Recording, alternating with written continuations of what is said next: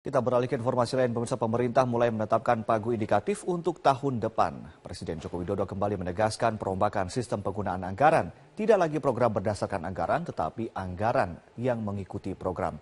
Artinya kementerian dan lembaga harus fokus pada prioritas program.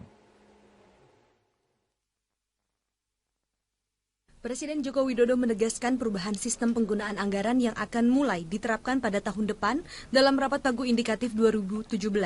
Mulai tahun depan, kementerian dan lembaga harus merencanakan program-program yang dilaksanakan terlebih dahulu, baru anggaran bisa dicairkan atau money follow program.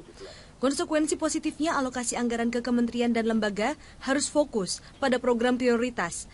Anggaran tidak bisa lagi disebar secara merata dan menjadi percuma. Prioritas penggunaan anggaran untuk 2017 ialah melanjutkan pembangunan infrastruktur, pembenahan dunia pendidikan dan kesehatan, terutama di daerah pinggiran, perbatasan, dan desa-desa, serta mengurangi kemiskinan dan kesenjangan antar wilayah hingga penyerapan tenaga kerja. Money follow program, dan konsekuensinya adalah dalam alokasi ke kementerian dan lembaga harus fokus pada program-program prioritas. Tidak bisa lagi merata kemana-mana, prioritas. Kemudian melanjutkan pembangunan di bidang infrastruktur, pendidikan, kesehatan, terutama di daerah, di pinggiran, di perbatasan, di desa. Saat ini pemerintah masih menggodok APBN 2017 yang dipastikan akan diajukan pada Agustus mendatang ke parlemen. Jokowi memastikan dana desa meningkat hingga 10% di luar transfer ke daerah. Sementara pemerintah pun menyatakan peningkatan pendapatan tahun depan masih cukup rendah, mengandalkan penerimaan pajak, khususnya dari penerapan tax amnesty yang diharapkan mulai tahun ini. Penambahan penerimaan tahun depan hanya 30 triliun rupiah dari perkiraan penerimaan tahun ini dipengaruhi harga minyak yang anjlok. Pertumbuhan ekonomi tahun depan diperkirakan ada di kisaran 5,5 hingga 5,9%, inflasi 3 hingga 5%. Nilai tukar rupiah terhadap dolar diperkirakan pada level 13.650 hingga 13.900. Harga minyak dipatok 35 hingga 45 dolar Amerika Serikat per barel. Dari Jakarta, Dede Salampesi, Agustin Lauren, Metro TV. Selamat siang, inilah Headline News pukul 11 waktu Indonesia Barat. Pemirsa, Komisi Pemberantasan Korupsi kembali memeriksa dua pimpinan DPRD DKI Jakarta dan Wakil Ketua Badan Legislasi DPRD DKI Jakarta, Mary Hotma, sebagai saksi dalam kasus dugaan suap pembahasan Raperda tentang rencana zonasi Pantai Utara Jakarta. Untuk informasi selengkapnya kita bergabung dengan reporter Metro TV, Ferry Prihadi, langsung dari gedung KPK. Ferry, siapa saja yang dipanggil oleh KPK hari ini? Ada 3 orang dari Dewan Perwakilan Rakyat Daerah yang dipanggil oleh KPK hari ini. Di antaranya adalah Ketua DPRD DKI Jakarta Prasetyo Edy Marsudi, Wakil Ketua yang juga merupakan Ketua Badan Legislasi Daerah yaitu Muhammad Taufik, serta Wakil Ketua Balegda yaitu Mary Hotma. Ketiganya sudah tiba dan sudah mulai menjalani pemeriksaan di gedung KPK. Tadi tiba dengan waktu yang berbeda. Prasetyo Edy dan juga Mary Hotma tiba pada sekitar pukul 9:20 dan tidak ada keterangan yang berhasil kami dapatkan dari keduanya. Begitu juga dengan Muhammad Taufik yang datang sekitar 1 jam setelahnya atau pada sekitar pukul 10. Namun kami sempat bertanya kepada Muhammad Taufik sesaat sebelum menjalani pemeriksaan. Jika kita lihat lagi selama 1 bulan terakhir ini memang Komisi Pemberantasan Korupsi intensif untuk memanggil sejumlah anggota dan juga pimpinan Dewan Perwakilan Rakyat Daerah Provinsi DKI Jakarta. Jika melihat catatan, Prasetyo Edy Marsudi sudah lebih dari 1 kali atau setidaknya 2 kali menjalani pemeriksaan di gedung KPK. Pada pemeriksaan pertama, Prasetyo saat itu sempat ditanyai sekitar 11 pertanyaan oleh tim penyidik KPK, termasuk mengenai bagaimana teknis ataupun mekanisme berjalannya pembahasan rancangan pembahasan peraturan daerah di DPRD, termasuk juga tanggapan ia mengenai ditangkap salah satu anggotanya yaitu Muhammad Sanusi yang sudah ditetapkan sebagai tersangka pasca operasi tangkap tangan oleh KPK. Sementara itu, Mary Hotma sudah menjalani hampir 3 kali pemeriksaan di KPK, termasuk bagaimana alur pembuatan peraturan daerah, karena kita ketahui Mary Hotma ini sebagai wakil ketua Balegda, sehingga peran inilah yang nampaknya selalu ingin terus diperdalam oleh tim penyidik Komisi Pemberantasan Korupsi. Pemeriksaan sudah mulai berjalan sejak pukul 10 tadi, baik Muhammad Taufik, Prasetyo Edy, dan juga Mary Hotma sudah terlihat memasuki gedung KPK. Ade. Ferry, ini sudah lebih dari 5 kali M. Taufik dipanggil. Apa sebetulnya fokus pemeriksaan untuk hari ini? Ya, berdasarkan catatan kami sudah sekitar 6 kali Muhammad Taufik diperiksa. Tadi sebelum memasuki gedung KPK kami sempat bertanya kepada Muhammad Taufik apakah ia masih ingat ini pemeriksaan keberapa kali untuk dirinya. M. Taufik pun ragu menjawab antara 6 atau 7 pemeriksaan.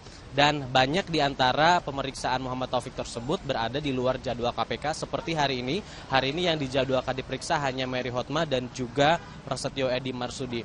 Namun keterangan lain sempat kami dapatkan dari PLH Biro Humas KPK yaitu Yuyu Andriati bahwa hari ini Muhammad Taufik akan memberi keterangan untuk adiknya Muhammad Sanusi, berbeda dengan Prasetyo dan juga Mary Hotma yang memberikan keterangan untuk tersangka lainnya yaitu Arisman Wijaya, Presdir PT Agung Podomoro Land. Dan sifat dari pemeriksaan hari ini terhadap Muhammad Taufik adalah untuk memenuhi keterangan ataupun pemeriksaan sebelumnya. Tepat pada 4 hari yang lalu M. Taufik juga pernah menjalani pemeriksaan untuk memberikan saksi untuk Muhammad Sanusi. Namun terkait dengan materi apa, tentunya ini merupakan hak ataupun kewenangan dari penyidik KPK. Begitu pula tadi sesaat sebelum diperiksa M. Taufik senantiasa siap memberikan apapun yang akan ditanyakan oleh penyidik. Berikut adalah kutipan M. Taufik sesaat sebelum memasuki gedung KPK. Berapa? Ke-6 ya. Mau apa lagi Pak memang yang mau disampaikan? Iya, saya nggak tahu, kan tergantung pertanyaannya. Masih ada yang kurang kali. Iya, saya kira masih ada yang kurang kali ya. Tadi kami pun sempat bertanya secara tertulis kepada PLH Biro Humas KPK apakah ada bukti ataupun penyelidikan baru untuk kasus korupsi dalam pembahasan raperda reklamasi ini. Namun ternyata belum ada hingga saat ini dan artinya masih 2 tersangka yang ditetapkan oleh KPK dalam kasus pembahasan raperda di DKI Jakarta. Pemeriksaan masih berlanjut, kita nantikan. Untuk sementara kembali ke studio, Ade. Baik, terima kasih atas laporan Anda. Ferry Prihadi melaporkan langsung dari gedung KPK. Lini masa media sosial kemarin diramaikan dengan tagar nyala untuk Yuyun. Netizen mengecam perilaku keji 14 pria yang memperkosa Yuyun di sebuah desa terpencil di Bengkulu. Keluarga sebelumnya melaporkan Yuyun hilang dan belum pulang sekolah. 2 hari kemudian, jasad Yuyun ditemukan dalam kondisi mengenaskan. Saya bersama Yuyun. Saya bersama Yuyun. Pengguna media sosial menyatakan kegelisahannya terkait kasus Yuyun, remaja yang tewas setelah diperkosa 14 pria di sebuah desa terpencil di Bengkulu kemarin. Tagar nyala untuk Yuyun sambung-menyambung disebarkan lewat media sosial untuk menunjukkan simpati mereka atas kasus ini. Aparat Polres Rejang Lebong Curup dan Polsek Padang Ulat Tanding Bengkulu bergerak cepat mengungkap tabir di balik penemuan jenazah remaja yang diketahui bernama Yuyun. Siswa di SMPN 51 Atap Desa Kasihkasubun, Kecamatan Padang Ulat Tanding, Kabupaten Rejang Lebong, Bengkulu. Korban ditemukan dalam kondisi terikat dan tanpa busana. Sejumlah tubuh korban juga banyak ditemukan bekas luka dan bekas kekerasan seksual. Polisian kemudian menangkap 12 dari 14 pelaku pemerkosaan dan pembunuhan Yuyun. 2 pelaku masih dalam pengejaran polisi. Mirisnya, 7 orang pelaku masih di bawah umur. Dan ini sangat memilukan. Karena apa? Karena korban adalah seorang siswa yang masih sekolah, umur 15 tahun, diperkosa secara bergantian, beramai-ramai. Yang lebih memilukan lagi, saat mencari anak yang hilang ini, ikut juga. Kemudian pada saat menguburkan, ikut juga, melayat ikut juga. Ini sangat memilukan. Mereka-mereka ini sudah harus dihukum yang layak lah. Kita ungkap 12 ya, 12 orang dan masih ada beberapa orang lagi yang akan kita kejar ya, akan kita tangkap. Mereka-mereka ini sudah harus dihukum yang layak lah. Kejadian ini bermula dari pelaku yang tengah berpesta minuman keras jenis tuak. Dalam pengaruh minuman keras, para tersangka kemudian memerkosa Yuyun yang sedang berjalan kaki dari sekolah menuju rumahnya. Naas, Yuyun tak dapat melawan. Para tersangka dengan keji bergantian memerkosa Yuyun hingga nyawa Yuyun tak terselamatkan. Dari Rejang Lebong, Bengkulu, Hadi Wijaya, Metro TV. Kebakaran hutan meluas di sejumlah kawasan utara kota Uttarakhand, India. Kebakaran ini telah menewaskan sedikitnya 7 orang sekaligus mengancam ekosistem hutan, khususnya hari pemadaman yang dilakukan petugas pemadam kebakaran setempat tidak berhasil. Pemerintah India akhirnya mengirimkan helikopter dari Angkatan Udara untuk menjatuhkan air di area kebakaran yang meliputi hampir 23 km persegi. Menurut pejabat hutan negara, Taman Nasional Corbett dan Rajaji, hingga Senin waktu setempat terdapat puluhan titik api yang terus bertambah. Kebakaran yang diakibatkan oleh cuaca kering ini mengancam ekosistem hutan. Hal ini diperparah dengan cuaca kering yang sudah berlangsung selama 2 tahun terakhir.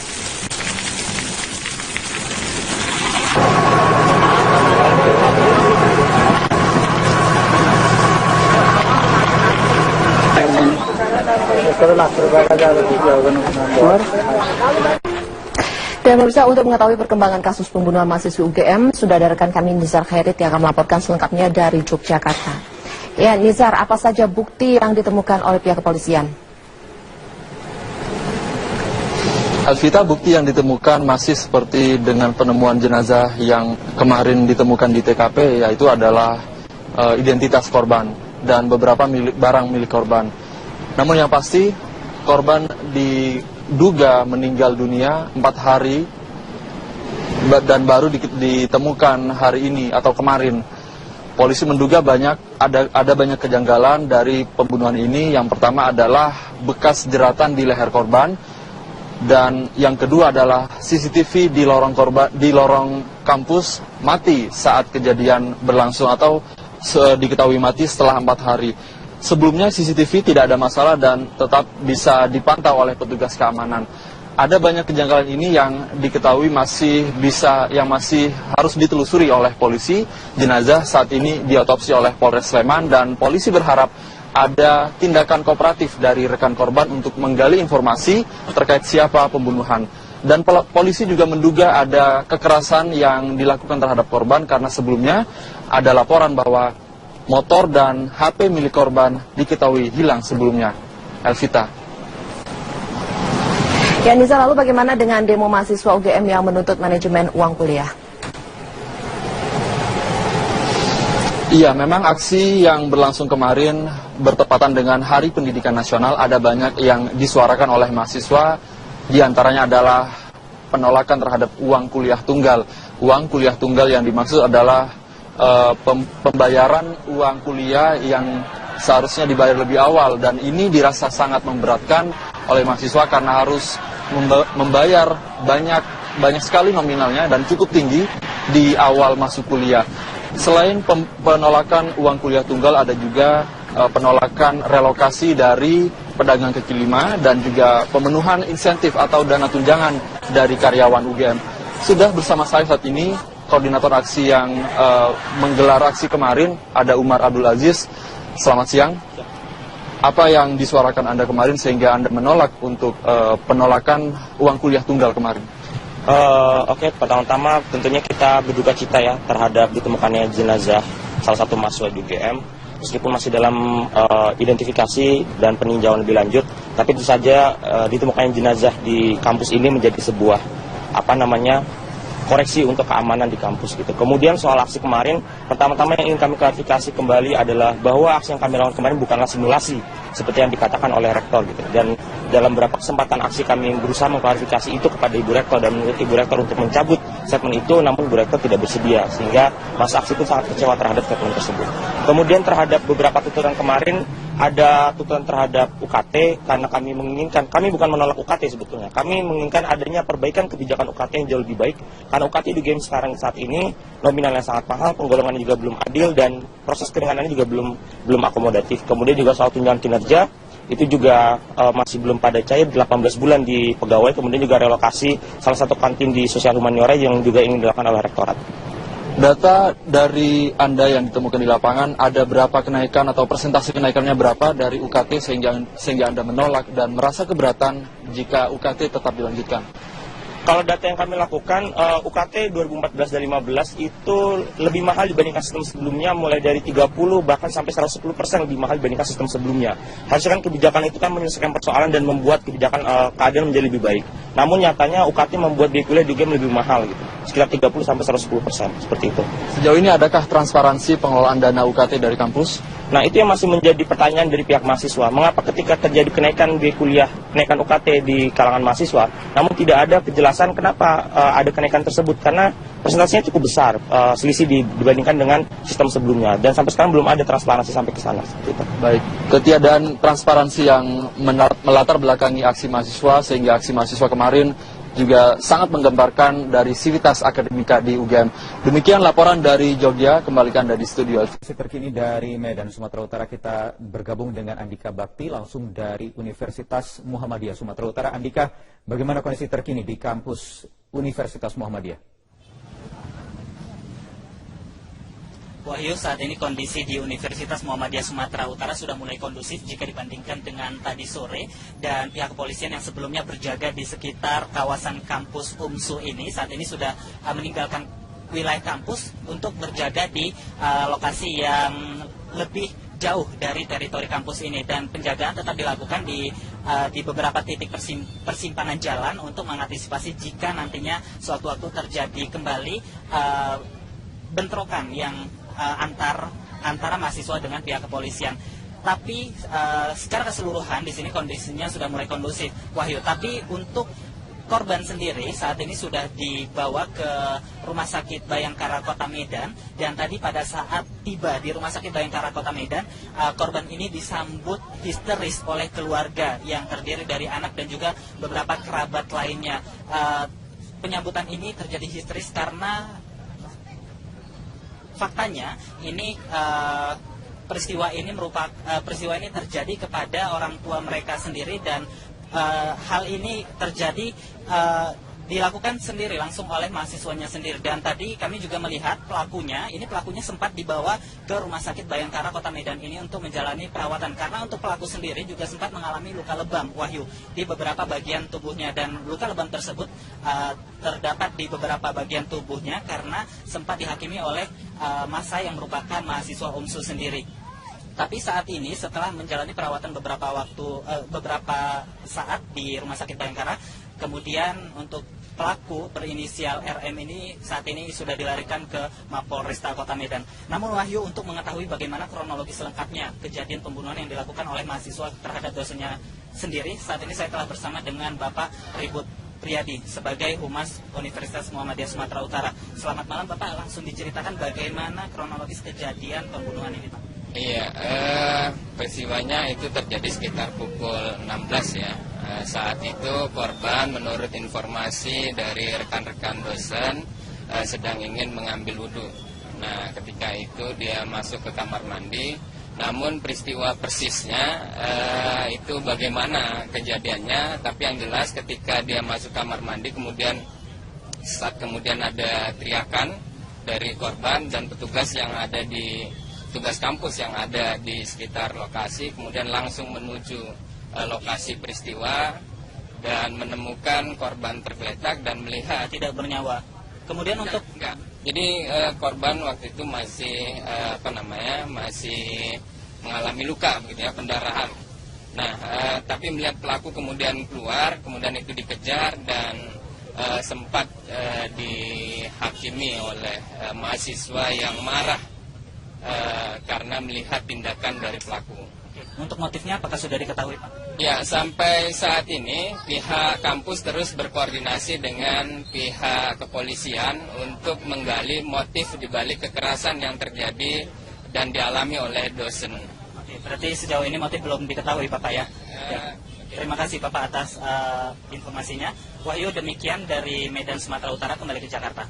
Baik, Andika Bakti melaporkan langsung dari Medan, Sumatera Utara. Pemirsa, demikian headline news untuk saat ini. Kami akan kembali dengan headline news berikutnya 1 jam dari sekarang. Terima kasih.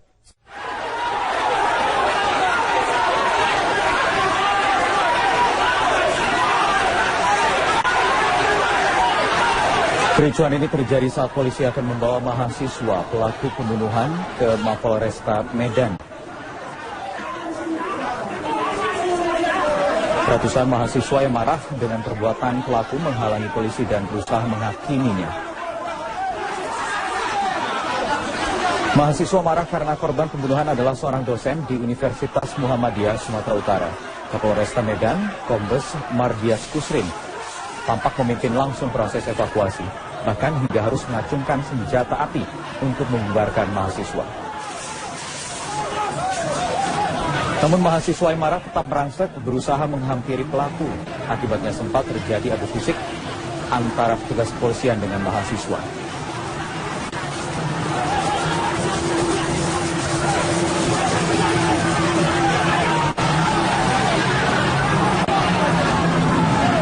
Pelaku akhirnya diamankan dahulu di sebuah ruangan dan setelah melakukan negosiasi dengan para mahasiswa, hingga akhirnya polisi dapat mengevakuasi tersangka.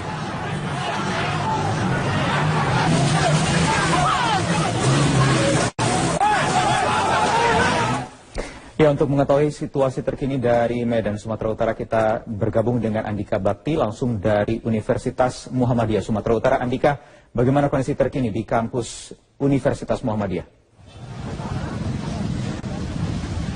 Wahyu, saat ini kondisi di Universitas Muhammadiyah Sumatera Utara sudah mulai kondusif jika dibandingkan dengan tadi sore, dan pihak polisian yang sebelumnya berjaga di sekitar kawasan kampus UMSU ini saat ini sudah meninggalkan wilayah kampus untuk berjaga di lokasi yang lebih jauh dari teritori kampus ini, dan penjagaan tetap dilakukan di beberapa titik persimpangan jalan untuk mengantisipasi jika nantinya suatu waktu terjadi kembali bentrokan yang antara mahasiswa dengan pihak kepolisian. Tapi secara keseluruhan di sini kondisinya sudah mulai kondusif, Wahyu. Tapi untuk korban sendiri saat ini sudah dibawa ke Rumah Sakit Bayangkara Kota Medan, dan tadi pada saat tiba di Rumah Sakit Bayangkara Kota Medan, korban ini disambut histeris oleh keluarga yang terdiri dari anak dan juga beberapa kerabat lainnya. Penyambutan ini terjadi histeris karena faktanya ini peristiwa ini terjadi kepada orang tua mereka sendiri, dan hal ini terjadi dilakukan sendiri langsung oleh mahasiswanya sendiri. Dan tadi kami juga melihat pelakunya sempat dibawa ke Rumah Sakit Bayangkara Kota Medan ini untuk menjalani perawatan, karena untuk pelaku sendiri juga sempat mengalami luka lebam, Wahyu, di beberapa bagian tubuhnya, dan luka lebam tersebut terdapat di beberapa bagian tubuhnya karena sempat dihakimi oleh massa yang merupakan mahasiswa UMSU sendiri. Tapi saat ini setelah menjalani perawatan beberapa saat di Rumah Sakit Bayangkara, kemudian untuk pelaku berinisial RM ini saat ini sudah dilarikan ke Mapolresta Kota Medan. Namun Wahyu, untuk mengetahui bagaimana kronologi selengkapnya kejadian pembunuhan yang dilakukan oleh mahasiswa terhadap dosennya sendiri, saat ini saya telah bersama dengan Bapak Ribut Priyadi sebagai Humas Universitas Muhammadiyah Sumatera Utara. Selamat malam Bapak, langsung diceritakan bagaimana kronologis kejadian pembunuhan ini, Pak. Iya, peristiwanya itu terjadi sekitar pukul 16 ya. Saat itu korban menurut informasi dari rekan-rekan dosen sedang ingin mengambil wudhu. Nah, ketika itu dia masuk ke kamar mandi.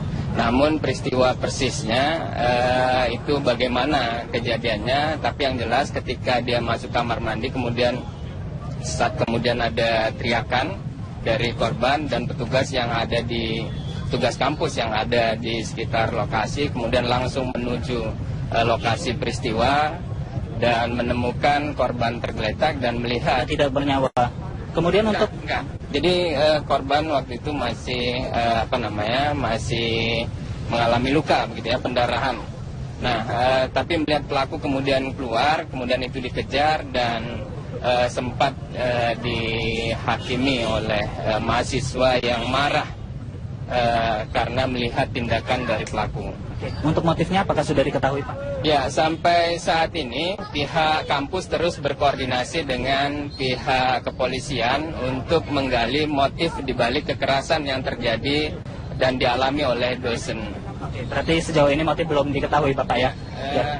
Terima kasih Bapak atas informasinya. Wahyu, demikian dari Medan, Sumatera Utara, kembali ke Jakarta. Selamat malam, Anda menyaksikan Headline News pukul 21 waktu Indonesia Barat. Pemirsa, pelaku pembunuhan dosen Universitas Muhammadiyah Sumatera Utara saat ini telah ditahan di Mapolresta Medan. Sebelumnya pelaku sempat dibawa ke rumah sakit karena mengalami lebam akibat diamuk massa. Informasi selengkapnya kita telah terhubung dengan Andika Bakti di sana. Andika, apakah sudah diketahui motif pembunuhan ini? Rory, hingga saat ini belum diketahui motif pembunuhan yang dilakukan oleh seorang mahasiswa berinisial RM terhadap dosennya bernama Nur Ain di Universitas Muhammadiyah Sumatera Utara ini. Tapi saat ini tersangka RM ini memang sudah ditahan di Mapolresta Medan untuk dilakukannya penyelidikan. Dan saat ini saya telah bersama dengan Kapolresta Medan, Kombes Pol Mardias Kusrin. Selamat malam, Bapak. Selamat malam. Bisa dijelaskan bagaimana hasil penyelidikan sementara sejauh ini, Pak? Jadi tadi sekitar pukul 16.00 sore, petugas Polsek Medan Timur mendapat informasi bahwa telah terjadi pembunuhan di dalam lingkungan komplek Universitas Muhammadiyah Sumatera Utara. Sehingga petugas berhasil ke TKP dan memang benar di sana terdapat korban yang bernama Ibu Nuraini berumur 63 tahun.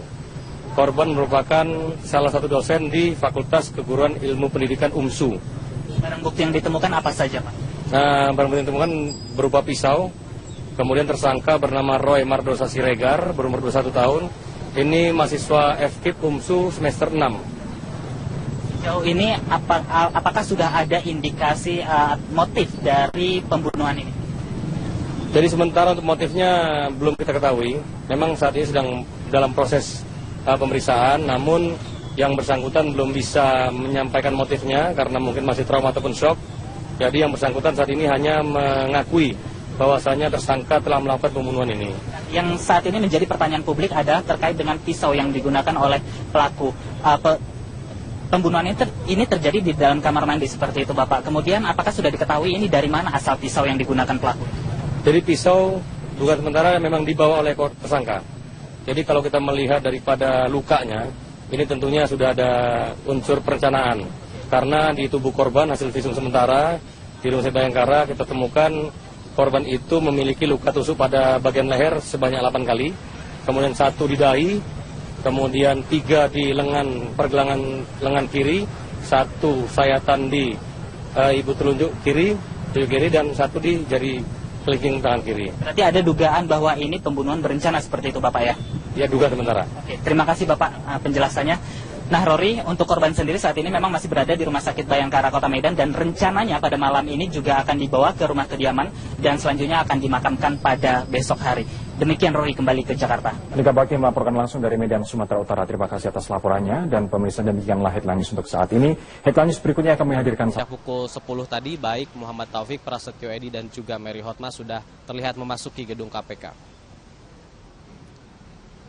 Ade. Ferry, ini sudah lebih dari 5 kali M. Taufik dipanggil. Apa sebetulnya fokus pemeriksaan untuk hari ini? Ya, berdasarkan catatan kami sudah sekitar 6 kali Muhammad Taufik diperiksa. Tadi sebelum memasuki gedung KPK kami sempat bertanya kepada Muhammad Taufik apakah ia masih ingat ini pemeriksaan keberapa kali untuk dirinya. M. Taufik pun ragu menjawab antara 6 atau 7 pemeriksaan. Dan banyak di antara pemeriksaan Muhammad Taufik tersebut berada di luar jadwal KPK seperti hari ini. Hari ini yang dijadwalkan diperiksa hanya Mary Hotma dan juga Prasetyo Edy Marsudi. Namun keterangan lain sempat kami dapatkan dari PLH Biro Humas KPK yaitu Yuyu Andriati bahwa hari ini Muhammad Taufik akan memberi keterangan untuk adiknya Muhammad Sanusi, berbeda dengan Prasetyo dan juga Mary Hotma yang memberikan keterangan untuk tersangka lainnya yaitu Arisman Wijaya, Presdir PT Agung Podomoro Land. Dan sifat dari pemeriksaan hari ini terhadap Muhammad Taufik adalah untuk memenuhi keterangan ataupun pemeriksaan sebelumnya. Tepat pada 4 hari yang lalu M. Taufik juga pernah menjalani pemeriksaan untuk memberikan saksi untuk Muhammad Sanusi. Namun terkait dengan materi apa, tentunya ini merupakan hak ataupun kewenangan dari penyidik KPK. Begitu pula tadi sesaat sebelum diperiksa M. Taufik senantiasa siap memberikan apapun yang akan ditanyakan oleh penyidik. Berikut adalah kutipan M. Taufik sesaat sebelum memasuki gedung KPK. Berapa? Ke 6. Mau apa lagi Pak memang yang mau disampaikan? Iya, saya nggak tahu kan, tergantung pertanyaannya. Masih ada yang kurang kali. Iya, saya kira masih ada yang kurang kali ya. Tadi kami pun sempat bertanya secara tertulis kepada PLH Biro Humas KPK apakah ada bukti ataupun penyelidikan baru untuk kasus korupsi dalam pembahasan Raperda reklamasi ini, namun ternyata belum ada hingga saat ini dan artinya masih 2 tersangka yang ditetapkan oleh KPK dalam kasus pembahasan Raperda di DKI Jakarta. Pemeriksaan masih berlanjut, kita nantikan. Untuk sementara kembali ke studio, Ade. Baik, terima kasih atas laporan Anda. Ferry Prihadi melaporkan langsung dari gedung KPK. Lini masa media sosial kemarin diramaikan dengan tagar nyala untuk Yuyun. Netizen mengecam perilaku keji 14 pria yang memperkosa Yuyun di sebuah desa terpencil di Bengkulu. Keluarga sebelumnya melaporkan Yuyun hilang dan belum pulang sekolah. 2 hari kemudian, jasad Yuyun ditemukan dalam kondisi mengenaskan. Saya bersama Yuyun. Saya bersama Yuyun. Pengguna media sosial menyatakan kegelisahannya terkait kasus Yuyun, remaja yang tewas setelah diperkosa 14 pria di sebuah desa terpencil di Bengkulu kemarin. Tagar nyala untuk Yuyun sambung menyambung disebarkan lewat media sosial untuk menunjukkan simpati mereka atas kasus ini. Aparat Polres Rejang Lebong Curup dan Polsek Padang Ulat Tanding Bengkulu bergerak cepat mengungkap tabir di balik penemuan jenazah remaja yang diketahui bernama Yuyun. Siswa di SMPN 51 Atap Desa Kasihkasubun, Kecamatan Padang Ulat Tanding, Kabupaten Rejang Lebong, Bengkulu. Korban ditemukan dalam kondisi terikat dan tanpa busana. Sejumlah tubuh korban juga banyak ditemukan bekas luka dan bekas kekerasan seksual. Polisian kemudian menangkap 12 dari 14 pelaku pemerkosaan dan pembunuhan Yuyun. 2 pelaku masih dalam pengejaran polisi. Mirisnya, 7 orang pelaku masih di bawah umur. Dan ini sangat memilukan. Karena apa? Karena korban adalah seorang siswa yang masih sekolah, umur 15 tahun, diperkosa secara bergantian, berame-rame. Yang lebih memilukan lagi, saat mencari anak yang hilang ini, ikut juga. Kemudian pada saat menguburkan, ikut juga, melayat ikut juga. Ini sangat memilukan. Mereka-mereka ini sudah harus dihukum yang layak lah. Kita ungkap 12 ya, 12 orang dan masih ada beberapa orang lagi yang akan kita kejar ya, akan kita tangkap. Mereka-mereka ini sudah harus dihukum yang layak lah. Kejadian ini bermula dari pelaku yang tengah berpesta minuman keras jenis tuak.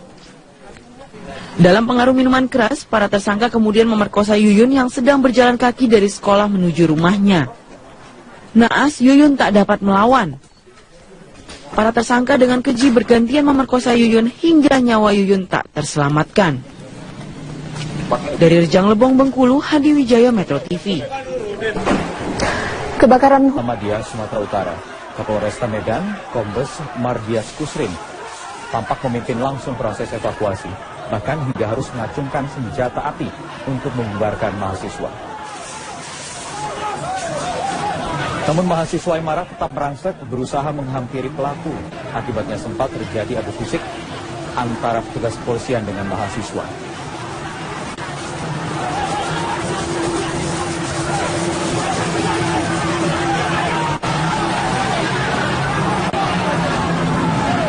Pelaku akhirnya diamankan dahulu di sebuah ruangan dan setelah melakukan negosiasi dengan para mahasiswa, hingga akhirnya polisi dapat mengevakuasi tersangka.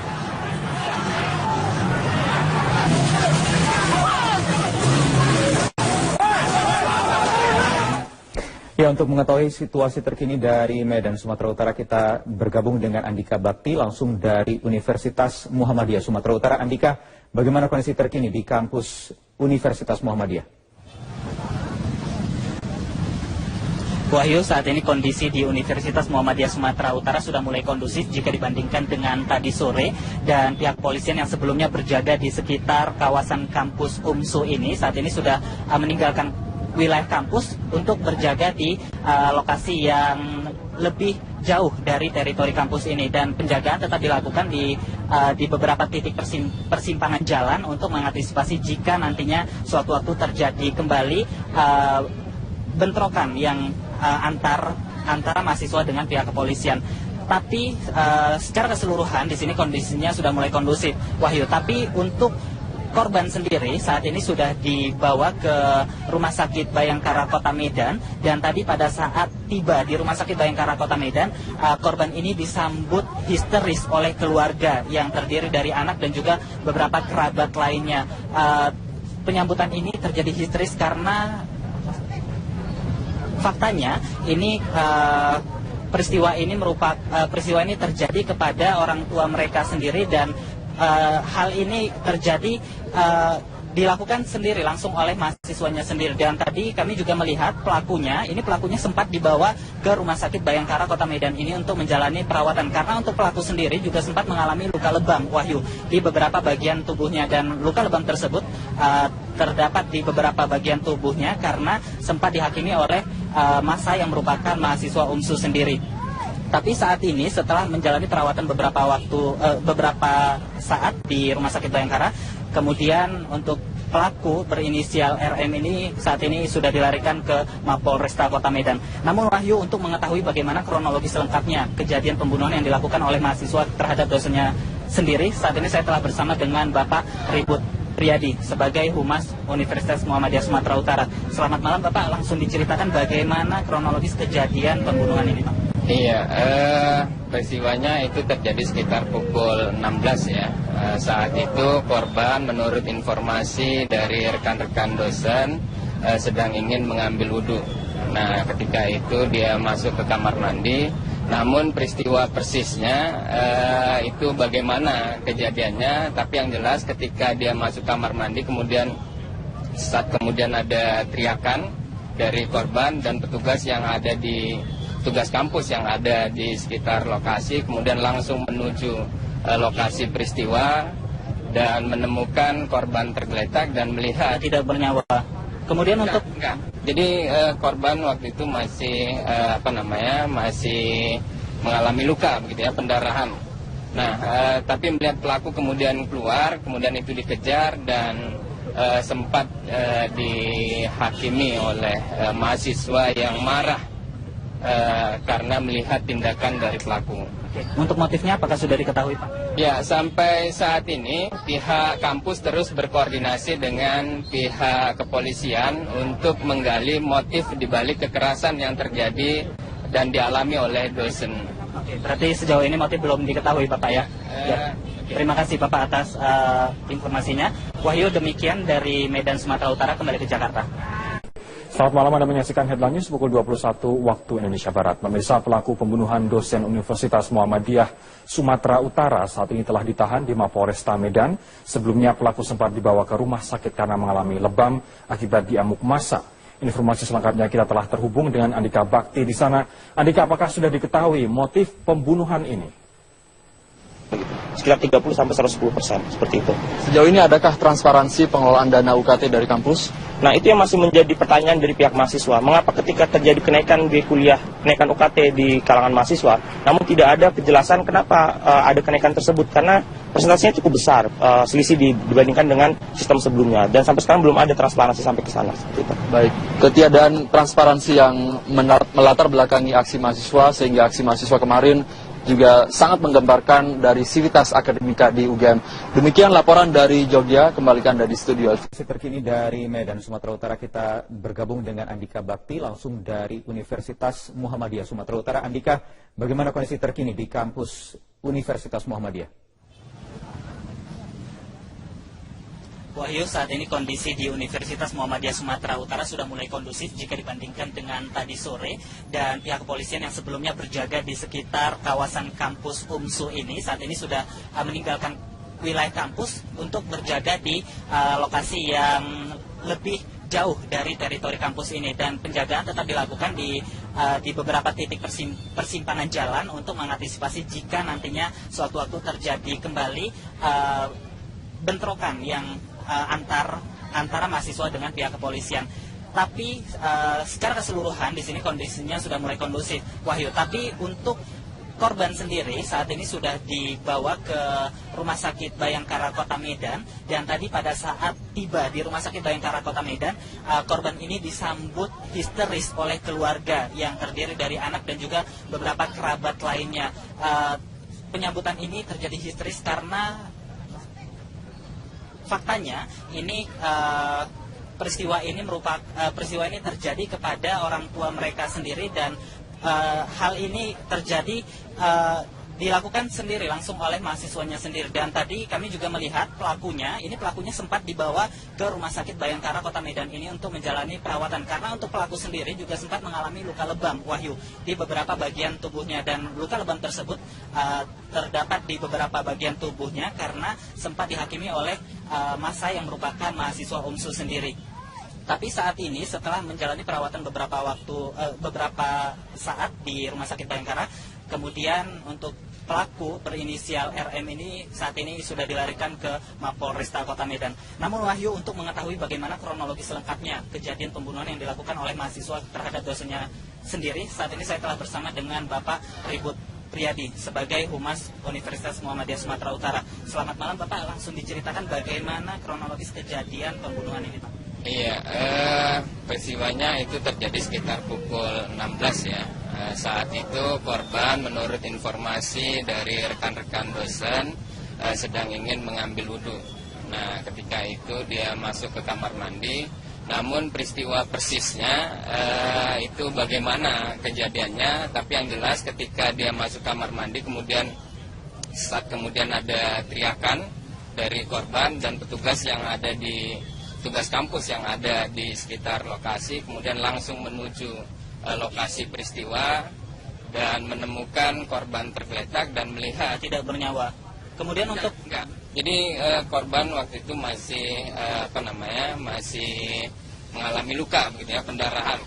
Nah, tapi melihat pelaku kemudian keluar, kemudian itu dikejar dan sempat dihakimi oleh mahasiswa yang marah karena melihat tindakan dari pelaku.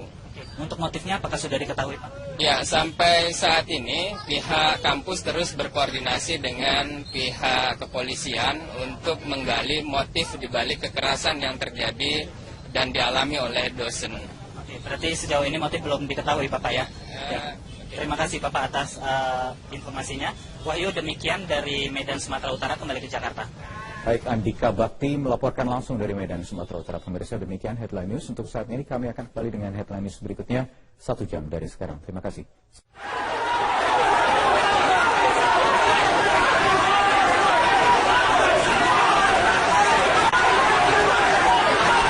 Kericuan ini terjadi saat polisi akan membawa mahasiswa pelaku pembunuhan ke Mapolresta Medan. Ratusan mahasiswa yang marah dengan perbuatan pelaku menghalangi polisi dan berusaha menghakiminya. Mahasiswa marah karena korban pembunuhan adalah seorang dosen di Universitas Muhammadiyah. Hutan meluas di sejumlah kawasan utara kota Uttarakhand, India. Kebakaran ini telah menewaskan sedikitnya 7 orang sekaligus mengancam ekosistem hutan, khususnya harimau. Pemadaman yang dilakukan petugas pemadam kebakaran setempat tidak berhasil. Pemerintah India akhirnya mengirimkan helikopter dari Angkatan Udara untuk menjatuhkan air di area kebakaran yang meliputi hampir 23 km persegi. Menurut pejabat hutan negara, Taman Nasional Corbett dan Rajaji, hingga Senin waktu setempat terdapat puluhan titik api yang terus bertambah. Kebakaran yang diakibatkan oleh cuaca kering ini mengancam ekosistem hutan. Hal ini diperparah dengan cuaca kering yang sudah berlangsung selama 2 tahun terakhir.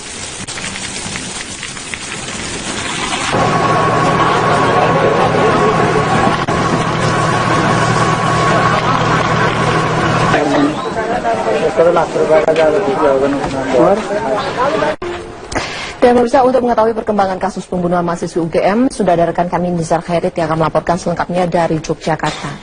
Ya, Nizar, apa saja bukti yang ditemukan oleh pihak kepolisian? Alvita, bukti yang ditemukan masih seperti dengan penemuan jenazah yang kemarin ditemukan di TKP, yaitu adalah identitas korban dan beberapa barang milik korban. Namun yang pasti, korban diduga meninggal dunia 4 hari dan baru ditemukan hari ini atau kemarin. Polisi menduga ada banyak kejanggalan dari pembunuhan ini. Yang pertama adalah bekas jeratan di leher korban, dan yang kedua adalah CCTV di lorong kampus mati saat kejadian berlangsung atau diketahui mati setelah 4 hari. Sebelumnya CCTV tidak ada masalah dan tetap bisa dipantau oleh petugas keamanan. Ada banyak kejanggalan ini yang diketahui masih harus ditelusuri oleh polisi. Jenazah saat ini diotopsi oleh Polres Sleman dan polisi berharap ada tindakan kooperatif dari rekan korban untuk menggali informasi terkait siapa pembunuhan. Dan polisi juga menduga ada kekerasan yang dilakukan terhadap korban karena sebelumnya ada laporan bahwa motor dan HP milik korban diketahui hilang sebelumnya. Elvita. Ya, Nisa, lalu bagaimana dengan demo mahasiswa UGM yang menuntut manajemen uang kuliah? Iya, memang aksi yang berlangsung kemarin bertepatan dengan Hari Pendidikan Nasional. Ada banyak yang disuarakan oleh mahasiswa, diantaranya adalah penolakan terhadap uang kuliah tunggal. Uang kuliah tunggal yang dimaksud adalah pembayaran uang kuliah yang seharusnya dibayar lebih awal, dan ini dirasa sangat memberatkan oleh mahasiswa karena harus membayar banyak sekali nominalnya dan cukup tinggi di awal masuk kuliah. Selain penolakan uang kuliah tunggal, ada juga penolakan relokasi dari pedagang kaki lima dan juga pemenuhan insentif atau dana tunjangan dari karyawan UGM. Sudah bersama saya saat ini koordinator aksi yang menggelar aksi kemarin, ada Umar Abdul Aziz. Selamat siang. Apa yang disuarakan Anda kemarin sehingga Anda menolak untuk penolakan uang kuliah tunggal kemarin? Oke, pertama-tama tentunya kita berduka cita ya terhadap ditemukannya jenazah salah satu mahasiswa di UGM. Meskipun masih dalam identifikasi dan peninjauan lebih lanjut, tapi tentu saja ditemukannya jenazah di kampus ini menjadi sebuah koreksi untuk keamanan di kampus gitu. Kemudian soal aksi kemarin, pertama-tama yang ingin kami klarifikasi kembali adalah bahwa aksi yang kami lakukan kemarin bukanlah simulasi seperti yang dikatakan oleh rektor gitu. Dan dalam beberapa kesempatan aksi kami berusaha mengklarifikasi itu kepada Ibu Rektor dan menurut Ibu Rektor untuk mencabut statement itu, namun Ibu Rektor tidak bersedia sehingga masa aksi itu sangat kecewa terhadap statement tersebut. Kemudian terhadap beberapa tuntutan kemarin, ada tuntutan terhadap UKT karena kami bukan menolak UKT sebetulnya. Kami menginginkan adanya perbaikan kebijakan UKT yang jauh lebih baik karena UKT di game sekarang saat ini nominalnya sangat mahal, penggolongannya juga belum adil dan proses keringanannya juga belum akomodatif. Kemudian juga soal tunjangan kinerja itu juga masih belum pada cair, 18 bulan di pegawai, kemudian juga relokasi salah satu kantin di Sosial Humaniora yang juga ingin dilakukan oleh rektorat. Data dari Anda yang ditemukan di lapangan, ada berapa kenaikan atau persentase kenaikannya berapa dari UKT sehingga Anda menolak dan merasa keberatan jika UKT tetap dilanjutkan? Kalau data yang kami lakukan, UKT 2014 dan 2015 itu lebih mahal dibandingkan sistem sebelumnya, mulai dari 30 bahkan sampai 110% lebih mahal dibandingkan sistem sebelumnya. Harusnya kan kebijakan itu kan menyelesaikan persoalan dan membuat kebijakan keadaan menjadi lebih baik. Namun nyatanya UKT membuat biaya kuliah juga lebih mahal. Kita beralih ke informasi lain, pemerintah mulai menetapkan pagu indikatif untuk tahun depan. Presiden Joko Widodo kembali menegaskan perombakan sistem penggunaan anggaran. Tidak lagi program berdasarkan anggaran, tetapi anggaran yang mengikuti program. Artinya kementerian dan lembaga harus fokus pada prioritas program. Presiden Joko Widodo menegaskan perubahan sistem penggunaan anggaran yang akan mulai diterapkan pada tahun depan dalam rapat pagu indikatif 2017. Mulai tahun depan, kementerian dan lembaga harus merencanakan program-program yang dilaksanakan terlebih dahulu, baru anggaran bisa dicairkan atau money follow program. Konsekuensi positifnya, alokasi anggaran ke kementerian dan lembaga harus fokus pada program prioritas. Anggaran tidak bisa lagi disebar secara merata dan menjadi percuma. Prioritas penggunaan anggaran untuk 2017 ialah melanjutkan pembangunan infrastruktur, pembenahan dunia pendidikan dan kesehatan, terutama di daerah pinggiran, perbatasan dan desa-desa, serta mengurangi kemiskinan dan kesenjangan antar wilayah hingga penyerapan tenaga kerja. Money follow program dan konsekuensinya adalah dalam alokasi ke kementerian dan lembaga harus fokus pada program-program prioritas. Tidak bisa lagi merata kemana-mana, prioritas. Kemudian melanjutkan pembangunan di bidang infrastruktur, pendidikan, kesehatan, terutama di daerah, di pinggiran, di perbatasan, di desa. Saat ini pemerintah masih menggodok APBN 2017 yang dipastikan akan diajukan pada Agustus mendatang ke parlemen. Jokowi memastikan dana desa meningkat hingga 10% di luar transfer ke daerah. Sementara pemerintah pun menyatakan peningkatan pendapatan tahun depan masih cukup rendah, mengandalkan penerimaan pajak khususnya dari penerapan tax amnesty yang diharapkan mulai tahun ini. Penambahan penerimaan tahun depan hanya 30 triliun rupiah dari perkiraan penerimaan tahun ini dipengaruhi harga minyak yang anjlok. Pertumbuhan ekonomi tahun depan diperkirakan ada di kisaran 5,5 hingga 5,9%, inflasi 3 hingga 5%.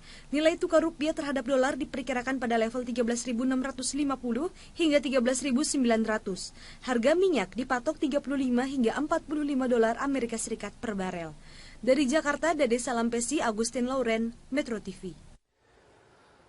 Selamat siang, inilah headline news pukul 11 waktu Indonesia Barat. Pemirsa, Komisi Pemberantasan Korupsi kembali memeriksa dua pimpinan DPRD DKI Jakarta dan Wakil Ketua Badan Legislasi DPRD DKI Jakarta, Mary Hotma, sebagai saksi dalam kasus dugaan suap pembahasan Raperda tentang rencana zonasi Pantai Utara Jakarta. Untuk informasi selengkapnya kita bergabung dengan reporter Metro TV, Ferry Prihadi, langsung dari gedung KPK. Ferry, siapa saja yang dipanggil oleh KPK hari ini? Ada 3 orang dari Dewan Perwakilan Rakyat Daerah yang dipanggil oleh KPK hari ini. Di antaranya adalah Ketua DPRD DKI Jakarta Prasetyo Edy Marsudi, Wakil Ketua yang juga merupakan Ketua Badan Legislasi Daerah yaitu Muhammad Taufik, serta Wakil Ketua Balegda yaitu Mary Hotma. Ketiganya sudah tiba dan sudah mulai menjalani pemeriksaan di gedung KPK. Tadi tiba dengan waktu yang berbeda. Prasetyo Edy dan juga Mary Hotma tiba pada sekitar pukul 9:20 dan tidak ada keterangan yang berhasil kami dapatkan dari keduanya. Begitu juga dengan Muhammad Taufik yang datang sekitar 1 jam setelahnya atau pada sekitar pukul 10. Namun kami sempat bertanya kepada Muhammad Taufik sesaat sebelum menjalani pemeriksaan. Jika kita lihat lagi selama 1 bulan terakhir ini memang Komisi Pemberantasan Korupsi intensif untuk memanggil sejumlah anggota dan juga pimpinan Dewan Perwakilan Rakyat Daerah Provinsi DKI Jakarta. Jika melihat catatan, Prasetyo Edy Marsudi sudah lebih dari 1 kali atau setidaknya 2 kali menjalani pemeriksaan di gedung KPK. Pada pemeriksaan pertama, Prasetyo saat itu sempat ditanyai sekitar 11 pertanyaan oleh tim penyidik KPK, termasuk mengenai bagaimana teknis ataupun mekanisme berjalannya pembahasan rancangan pembahasan peraturan daerah di DPRD, termasuk juga tanggapan ia mengenai ditangkap salah satu anggotanya yaitu Muhammad Sanusi yang sudah ditetapkan sebagai tersangka pasca operasi tangkap tangan oleh KPK. Sementara itu, Mary Hotma sudah menjalani hampir 3 kali pemeriksaan di KPK, termasuk bagaimana alur pembuatan peraturan daerah, karena kita ketahui Mary Hotma ini sebagai Wakil Ketua Balegda, sehingga peran inilah yang nampaknya selalu ingin terus diperdalam oleh tim penyidik Komisi Pemberantasan Korupsi. Pemeriksaan sudah mulai berjalan